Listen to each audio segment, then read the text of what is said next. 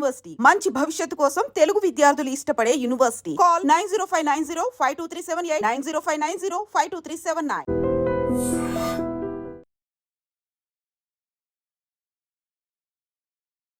నమస్తే, welcome back to ID media. నేను మీ ఝాన్సీ. జనరల్గా మనం యాడ్స్ చూస్తూ ఉంటాము. చిన్నపిల్లలు ఆడుకుంటూ పడిపోయి వీక్గా ఎముకలు విరిగాయని, చెయ్యి ఫ్రాక్చర్ అయిందని చెప్పి యాడ్స్ చేస్తూ ఉంటారు. వెంటనే ఒక యాడ్, మీ పిల్లలకి ఎముకలు బలంగా కావాలా, ఈ పౌడర్స్ యూస్ చేయండి, ఆ పౌడర్స్ యూస్ చేయండి అని చెప్పి. మరి బోన్స్ స్ట్రాంగ్గా ఉండాలి పిల్లల్లో పెద్దవాళ్ళల్లో కూడా అన్నప్పుడు మనం ఎలాంటి ఫుడ్ తీసుకోవాలి? కేవలం ఐరన్ లోపం వల్ల మాత్రమే ఎముకలు బలహీనంగా మారుతాయా? చిన్నపిల్లలు కూడా మనం బలహీనమైన ఎముకల్ని చూస్తూ ఉంటాం. దీనికి సొల్యూషన్ ఏంటో తెలుసుకుందాం. ప్రస్తుతం అంతా ఉన్నారు 35 ఏళ్ల ఆయుర్వేద అనుభవం ఉన్న చిట్టిబొట్ల మధుసూదన్ శర్మ గారు, ఆయుర్వేద వైద్యులు. వారిని అడిగి స్ట్రాంగ్ బోన్స్ మనకి రావాలి అంటే ఏం చేయాలో తెలుసుకుందాం. నమస్తే సార్. నమస్తే. ఎలా ఉన్నారు సార్? బాగున్నానమ్మా, మీరు ఎలా ఉన్నారు? బాగున్నాను సార్. సో కొన్ని యాడ్స్ చూస్తుంటే ఏమనిపిస్తుంది అంటే, ఇంత సిల్లీగా ఉన్న వాటిని అసలు ప్రజలు ఎలా యాక్సెప్ట్ చేస్తున్నారు? మీ పిల్లాడు పడిపోయారా, ఈ డ్రింక్ ఇవ్వండి, తను బాగా ఎముకలు బలంగా ఉంటాయి. లేదు వీక్గా ఉన్నాడా, ఈ డ్రింక్ ఇవ్వండి, తను బాగా కండపుష్టి వస్తుంది, లేకపోతే చూడడానికి బాగుంటారు, ఆరోగ్యంగా ఉంటారు, చదువుల్లో ఫస్ట్ వస్తారు వాళ్ళు, అన్లెస్ తర్వాత కలెక్టర్లు అవుతారు, అలా చూపిస్తూ ఉంటారనమాట. అసలు మన ఫుడ్ హ్యాబిట్స్ ఎలా ఉండాలి, మన బోన్ స్ట్రెంత్ కోసం మనం ఎలాంటి ఫుడ్ కానీ లైఫ్ హ్యాబిట్స్ కానీ చేంజ్ చేసుకుంటే మంచిది అంటారు? ఎముకలు ఆరోగ్యంగా ఉండాలంటే చక్కటి పోషకాలు అవసరమా. ఎముకలకు మంచి పోషకాలను అందించినప్పుడు ఎముకలకు సంబంధించినటువంటి సమస్యలు, కీళ్ళకు సంబంధించినటువంటి సమస్యలు రావమ్మా. ఒకవేళ చక్కటి పోషకాలు, ఎముకలకు కావాల్సినటువంటి ఆహారాన్ని, మనకు కావాల్సిన ఆహారం మనకు నాలుకకి ఏది రుచి అయితే తీసుకుంటాం, మనసుకి ఏది కావాలంటే తీసుకుంటాం. కానీ ఎముకలకు కావాల్సిన ఆహారాన్ని కూడా మనం దృష్టిలో ఉంచుకొని ఎముకలను కూడా మనం మన విజ్ఞానం ద్వారా వాటిని సపోర్ట్ చేస్తే ఎముకల ఆరోగ్యం బాగుంటుందమ్మా. సో ఈ ఎముకలకు ఎప్పుడైతే మనం చక్కటి పోషణ ఇస్తాము, ఎముకలు పెలుసు పరకుండా ఉంటాయి. అదేవిధంగా వయసు వచ్చిన తర్వాత విరిగిపోవడము, తర్వాత ఎముక నొప్పులు, దాని యొక్క ప్రభావం చేత ఎముకల్లో నీరసంగా ఉండడము, ఇలాంటి లక్షణాలు లేకుండా ఉంటాయి.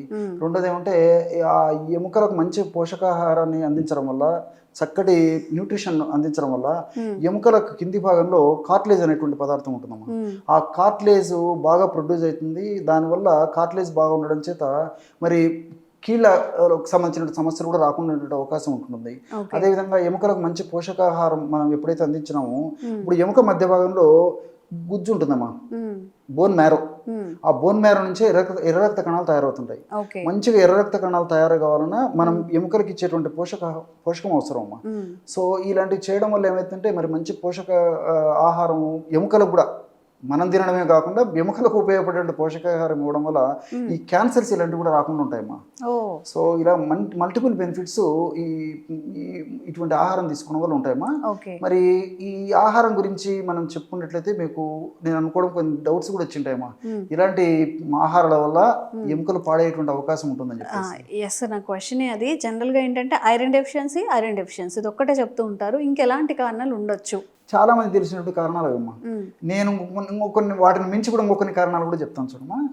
సో ఎముకలకు ఉప్పు శత్రువు, షుగర్ శత్రువు, స్ట్రెస్ శత్రువు.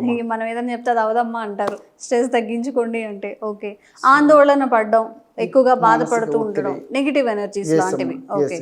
సో ఈ మూడుని మనం కంట్రోల్ చేసుకోగలిగితే భవిష్యత్తులో ఎముకలకు సంబంధించినటువంటి కీళ్ళ జబ్బులు రాకుండా ఉంటాయి. వచ్చినటువంటి జబ్బులు కూడా త్వరగా తగ్గిపోయేటువంటి అవకాశం ఉంటుందమ్మా. సో సాల్ట్ ఉప్పు తెచ్చే ముప్పు అని చెప్పేసి మన పెద్దలు చెప్తుంటారమ్మా. అందుకే వడ్డించేటప్పుడు కూడా మిగతావన్నీ ఇస్తారు, కానీ ఉప్పు అనేసరికి కొంచెం దాని మీద కొంచెం కేర్ తీసుకొని స్పెషల్ ట్రీట్మెంట్ ఉంటుంది ఉప్పు వడ్డించేటప్పుడు కూడా. మనం పెద్దలు అవన్నీ గమనించారు కాబట్టి దాని యొక్క మంచి చెడు తెలుసు కాబట్టి ఆ విధంగా జరిగిందమ్మా. సో ఈ సాల్ట్ ప్రతిరోజు యావరేజ్గా మనం అందరం కూడా ఎక్కువనే తీసుకుంటున్నామమ్మా. సో యాక్చువల్గా ఏమంటే ఒక మ్యాక్సిమం 5 grams ఆ రేంజ్ వరకు కూడా మన దేహంలో మనం తీసుకున్నటువంటి సాల్ట్ మన బాడీ యూటిలైజ్ చేసుకుంటున్నాం. సో ఎక్సెస్ సాల్ట్ అంతా ఎక్కడికి పోవాలమ్మా? ఎంత కావాలి సార్ అసలు ఒక బాడీకి? ఎన్ని grams? 5 grams per day. 5 grams అంటే సరిపోతుంది. అంటే ఒక స్పూన్ అంటారా యావరేజ్ గా? ఒక టీ స్పూన్ అన్ని రకాలమ్మా. మీరు కూరల్లో వేసుకోండి, లేకపోతే ఏదైనా వంటల్లో తయారు చేసుకోవడానికి వాడుకోండి, మజ్జిగలు వేసుకోండి, ఇంకోటి వేసేసుకోండి. 5 గ్రామ్స్ సహజ సిద్ధంగానే ఆకుకూరల్లో కూరగాయల్లో మనం తీసుకునే పదార్థాలు కూడా ఉంటాయమ్మా. సో టోటల్ ఆవరేజ్గా మ్యాక్సిమం 5 గ్రామ్స్ ఆర్ 6 గ్రామ్స్ కంటే ఎక్కువ తీసుకోకూడదమ్మా. కానీ ఈ రోజుల్లో మనము 20-25 గ్రామ్స్ వరకు కూడా తీసుకుంటున్నాం. మనిషికి 20 గ్రామ్స్ తీసుకుంటున్నాం అంటారా? ఉప్పు మనకు తెలియకుండానే. అందుకోసం అన్ని రకాల జబ్బులు వస్తున్నాయమ్మా. ఎముకల జబ్బులు, చిన్న వయసులో కీళ్ళ నొప్పులు రావడం, ఇవన్నీ కూడా ఇది తెలియక చేసేటువంటి కారణం. సో ఇక్కడ ఏం జరుగుతుందంటే అమ్మా, ఇప్పుడు సాల్ట్ ఎక్కువ తీసుకున్నప్పుడు ఏమవుతుందంటే, సాల్ట్ మన బాడీ ఎంతవరకు ఉపయోగించుకుంటుందో అంతవరకు ఉపయోగించుకుంటుందమ్మా. మిగతా అంతా ఎక్కడికి పోవాలమ్మా? బయటకన్నా విసర్జించాలా, బయటకన్నా పంపించాలా. అది సాధ్యం కాకపోతే ఎక్కడైనా డిపాజిట్ చేసుకోవాలి. స్థలం ఎక్కడ ఉంటే అక్కడ సాల్ట్ డిపాజిట్ పెట్టుకుంటాం.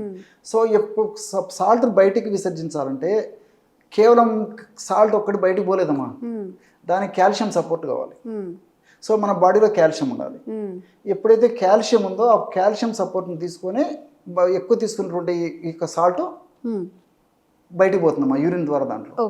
సో మన రక్తంలో కాల్షియం ఉన్నప్పుడు ఏం చేస్తుందమ్మా, ఉన్నంత వరకు చాలంత వరకు కాల్షియం ఉపయోగించుకుంటుంది. ఏది ఈ యొక్క సాల్ట్ అయిపోతుంది. ఎక్కడి నుంచి రావాలి? ఆల్రెడీ బోన్స్లో కాల్షియం ఉంటుందమ్మా. లాగేస్తున్నాం. ఇది అందులో ఉన్న కాల్షియము ఈ ఉప్పు ఏం చేసేస్తుంటే ఇక్కడ లేకపోయేసరికి రక్తంలో అక్కడ ఉన్నటువంటి కాల్షియం కూడా తీసేసుకుంటుందమ్మా. ఎప్పుడైతే అక్కడ కాల్షియము అదేవిధంగా సోదరులు మాత్రం ఫాస్ఫరస్ కూడా పక్కనే ఉంటుంది కాబట్టి ఆ రెండు తక్కువ అయిపోయేసరికి ఎముకలు పిలుసుబారిపోవడము, డొల్లబారిపోవడము, విరిగిపోవడము, ఎముకల నొప్పులు రావడము మెయిన్ అదే కదమ్మా. దానికి కావాల్సిన పోషణను మనం రక్తంలో తీసుకొస్తున్నాం, రక్తం నుంచి మళ్ళీ బయట పంపించేస్తున్నాం. సో ఈ పద్ధతి వల్ల చాలా మంది తెలియకమ్మా, ఉప్పు అంటే నేను ఉప్పు శత్రువు అని చెప్తున్నాను అనమాట. సో దీని ఉప్పు వల్ల చాలా మంది తెలియక ఈ యొక్క పద్ధతిలో జరుగుతుందమ్మా. రెండవది షుగరా, పంచదార. మీకు మళ్ళీ సందేహం వస్తుంది, పంచదారకు దానికి సంబంధం ఏంటి సార్ అని చెప్పేసి జనరల్గా వస్తుంటుందమ్మా.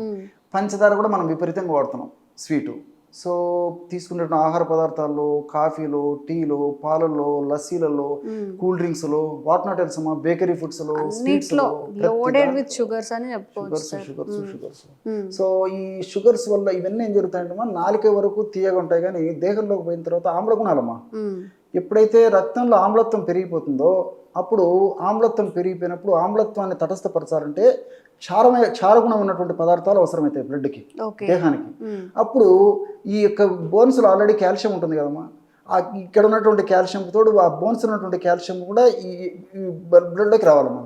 బ్లడ్లోకి వచ్చినప్పుడే కాల్షియం క్షారగుణ పదార్థం, ఆ క్షారం బ్లడ్లోకి వచ్చినప్పుడే న్యూట్రలైజ్ అయిపోతుంది. సో అది కాకుండా మనం ఏం చేస్తున్నాం అంటే సో ఈ హెవీ ఫుడ్, ఈ పంచదార ఇలాంటివి తీసుకోవడం వల్ల ఏమవుతుందంటే ఇందులో ఉన్నటువంటి కాల్షియం సరిగా అనుకున్న స్థాయిలో దాని ఫలితం చూపించలేకపోతుంది.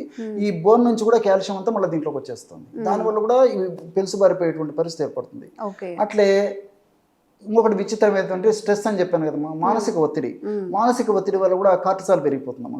సో కార్టిసాల్ గుణం కూడా ఏంటంటే కాల్షియం లాగేసి బోన్స్ లో ఉన్నటువంటి కాల్షియం లాగేసేస్తుంది, ఫాస్ఫరస్ లాగేస్తుంది. సో దీనివల్ల యాక్చువల్గా ఏమంటే ఆ బోన్స్ పెలుసుబారిపోవడం ఇవన్నీ జరుగుతుంటాయమ్మా. ఇన్ని జరుగుతూ ఉంటాయి అన్నమాట. మనం ఎక్కువ సాల్ట్స్ తీసుకోవడం, షుగర్స్ తీసుకోవడం వల్ల, స్ట్రెస్ వల్ల. సార్ మరి వీటిని ఎలా బ్యాలెన్స్ చేయాలి? మన ఫుడ్ లో ఏం ఇంటేక్ చేసుకోవాలి? ఇప్పుడు అవాయిడ్ చేయాల్సినవి తెలుసుకున్నాము, తినాల్సినవి ఏంటి, చేయాల్సినవి ఏంటి ఎక్సర్సైజ్? సో వీటికి మొదటనే చెప్పాను కదా, మా పోషకాంశాలు అవసరమని.